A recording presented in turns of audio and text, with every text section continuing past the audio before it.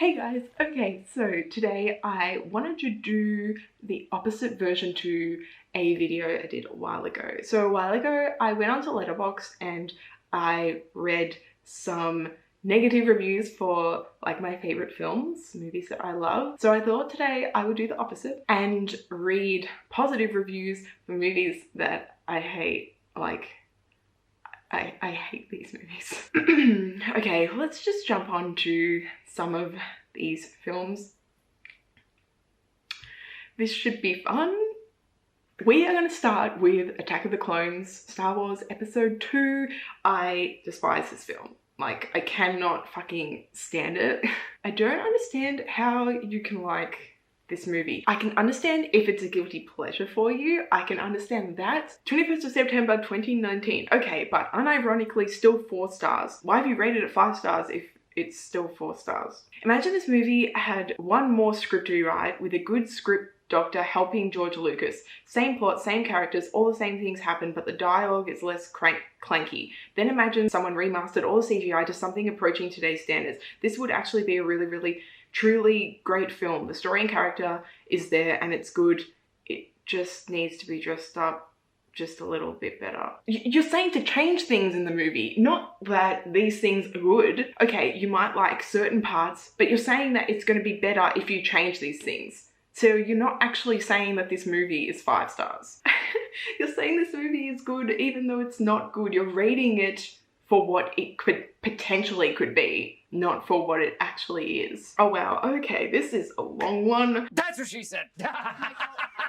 A true masterpiece. George Lucas continues his thankless job of being one of the greatest writers and directors to deliver this godsend upon us. Haters will call the dialogue cheesy, the CGI bad, and the acting horrendous, but the truth is that only uneducated, uncultured, low IQ simians, most videos that I do where I have to read things, I fucking fall over the grammar like so bad. Like the words, I'm so shit at it. The Battle of Geonosis is one of the finest action sequences in cinema history and is complemented by the masterful dialogue, a script so perfect you think it was handwritten by calligraphers living in the top of a mountain. Let's just take that in for a second. The subtle nuances in the action and the words of the characters all slowly hint at where the saga as a whole will accumulate, as Anakin's slow turn to the dark side is foreshadowed by his increasingly passionate behavior. Of course, a lot of people hate this. A lot of troglodytes can't appreciate art of this caliber. They can't think for themselves and need the movie to spoon feed them everything. Only true intellects such as myself can appreciate the subtlety and genius of Lucas's storytelling in this film. Imbeciles will forever hate what they don't understand. I don't like sound, it's coarse, rough, and irritating, and it gets everywhere. There is so much shit dialogue in this movie. The script is so fucking bad. His passionate behavior, he's fucking stalkerish with Padme. Like, it's really fucked up. Like, I hate their relationship so much. I despise it. I do not like their romance whatsoever. His study of the human condition in the single scene is enough to surpass everything vomited onto a script by Tarantino or Kubrick.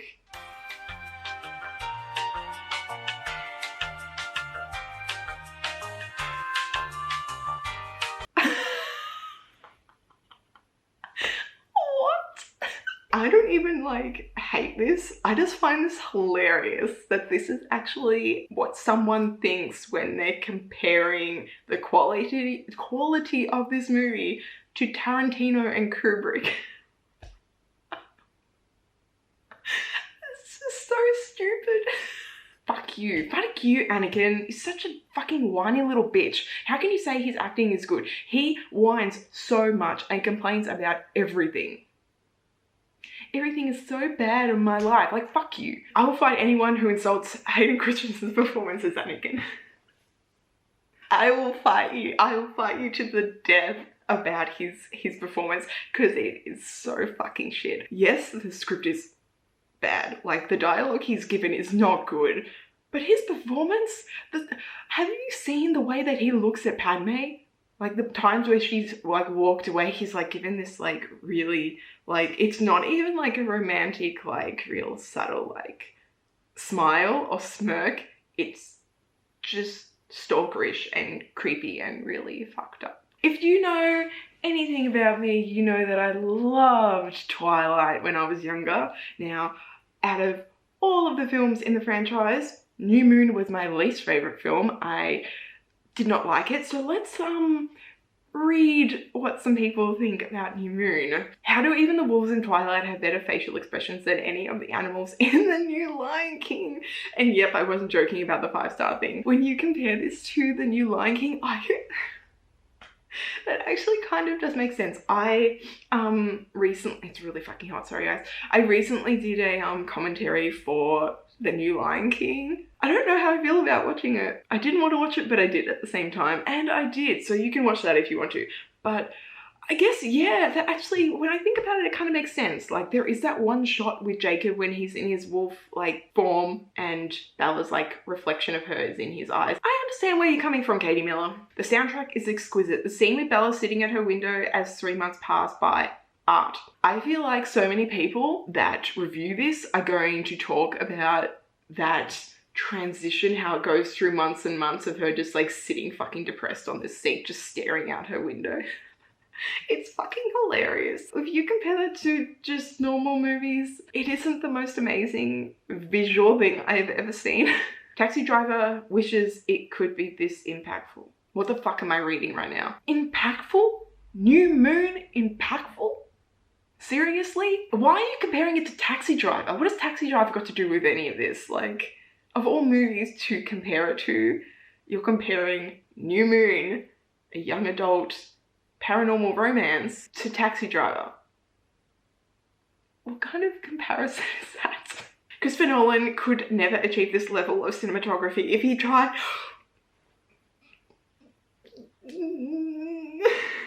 I swear, she's probably referencing that transition shot and comparing it to Christopher Nolan, just like, what the fuck are you talking about? Another cinematic classic. I missed Catherine Hardwicke's blue color correcting though, but overall a freshly updated version of Romeo and Juliet. The camera pan around Bella as she sits in the chair depressingly watching the seasons change as likely possibility plays really got me in my feels. I also love the impressive CGI werewolves and the amount of jorts used in this film. Jorts, oh my god, there's so fucking many. Honestly, Taylor Lautner deserves an Oscar for his riveting performance of Jacob Black.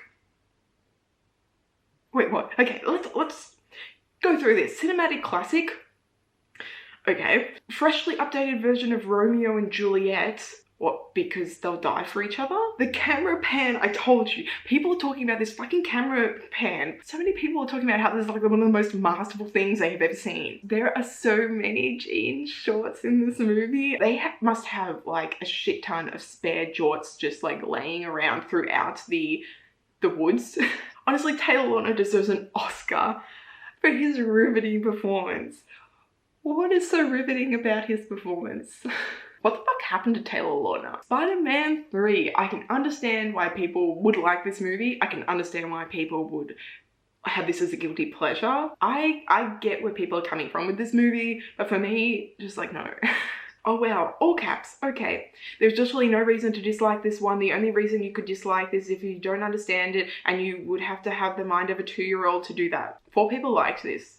And 2 people commented on it. In the last video I did, apparently I was a 14-year-old boy. And now I'm a 2-year-old apparently. This movie is great. Critically and on most storytelling aspects, this movie should suck. But every time I watch it, I have a great time. Like, there is no way you could get bored watching this movie. I got fucking bored watching this movie. So, the Sandman is great, especially the scene of him turning into the Sandman and pretty much surviving because of his daughter. I do have to say that scene where he tries to like pick like the sand, he tries to pick it up from the sand. I do like that, like the expression in his face. It actually does look good. That is one thing that I did like about the movie. Just like that one scene. That one scene. Peter being an asshole to MJ, yes, fucking hitting her is something that hurts to watch. Yes, his ego got so big that he forgot about the thing that has always mattered to him the most, MJ. And with the symbiote, all his cockiness gets multiplied by 100, which gives us the best moment in cinematic and superhero-related moment, Emo Peter dance. I love that scene. It really depicts how Peter is the dorkiest person to ever live, and with the symbiote, it only gives him confidence, so a dorky guy like Pete would think that dancing in the street is a cool thing to do. It also is the funniest scene ever. 1. Not the funniest scene ever. 2. That scene makes no sense, because when he's walking down the street, pointing at cheeks, dancing, some of them are like attracted to him and some of them are like, what the fuck am I looking at? Which would be me. Honestly, is he meant to be like attracting women or the opposite? I never understood. They never made that clear. How can you say that this makes sense? Emo Peter Parker with his hair across his face being a total dickhead and hitting MJ. How do you find that compelling? We all know the reason this movie failed. Venom. Yes, Venom was fucking shit. Topher Grace, like what kind of casting is that? Venom's inclusion was rushed and not the director's vision, a prime example of the studio messing with the creative decisions to make more money. Fuck, yes, so fucking true. They did it the same with Amazing Spider-Man 2 with just too many fucking villains. Too many villains. It just ruins it and it makes no fucking sense. Just like simplify it. You don't need to have it so convoluted and insane. But to be honest, I don't know a single person who doesn't like this movie. Wait, what? You've never met a person that doesn't like this film? Who are you hanging out with? Has someone not honestly said to you that they hate this movie? Because I know a shit ton of people that hate this movie. Or just look at the overall rating and other reviews and you will know people that hate this film. Yeah, me, I hate this movie. So you have met someone. Of course, they will say it is bad because the internet says so. I repeat, critically, it is bad, but most people don't know why it is bad. In fact, most average moviegoers might say that this is one of their favorite Spider-Man movies, especially children. Lol.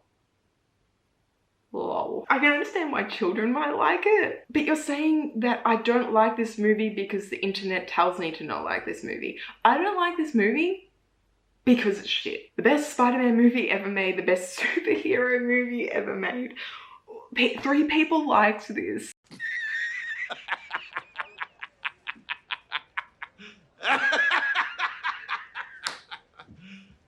You serious? I am so confused. Okay, you might think this is the best Spider-Man movie. I don't understand how you can think it's better than Spider-Man 2. But to say it's the best superhero movie? Have you watched any other comic book movies? Stop hating on this movie, pussies. It's really great. The ending especially. I wish Sony wouldn't have forced Sam Raimi to include Venom when he didn't understand Venom as a character. Could have gotten a Spider-Man 4 out of it. I mean, I love Andrew Garfield, but I didn't like his Spider-Man. I wasn't fond of it. He was too attractive and like too good looking as a Peter Parker. He did not look like a nerdy teenager, and Tobey Maguire looked too old. So Tom Holland was like the perfect age, but without Venom, we don't get that great ending. The classic 2-on-1 where Harry comes and saves the day. Harry dies and they all share a special goodbye. That cry face. What, guy? It's so fucking bad. Okay, well those are people's positive thoughts on some films that I fucking hate. If you love these movies, good for you. Anyways, let me know your thoughts on these films, if you love them, if you hate them, some movies that you love to hate, guilty pleasures, any of that kind of stuff. I hope you guys enjoyed and I will talk to you guys later. Bye.